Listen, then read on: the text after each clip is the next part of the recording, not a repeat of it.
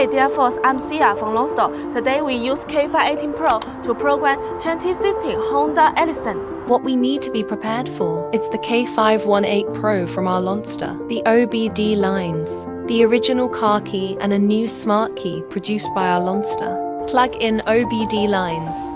Select smart key generation. In Honda, find Elysion. Select the menu of Elysion 47. Put the Honda smart key into the card slot. Generate. Generation successful. Return to main menu. The second step is IMO and remote, Honda. Select from type. Smart key. Button 3. Add a smart key. Click OK according to the prompts. Press the start button twice. See if you can turn on the ignition switch.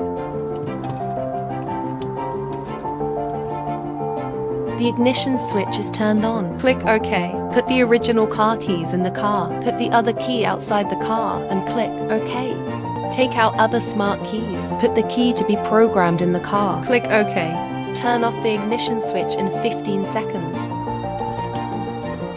Turn on the ignition switch within 15 seconds.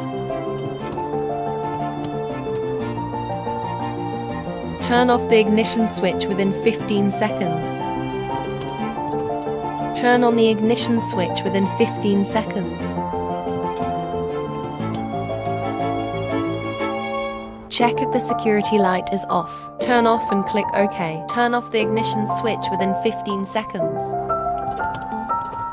Turn on the ignition switch within 15 seconds.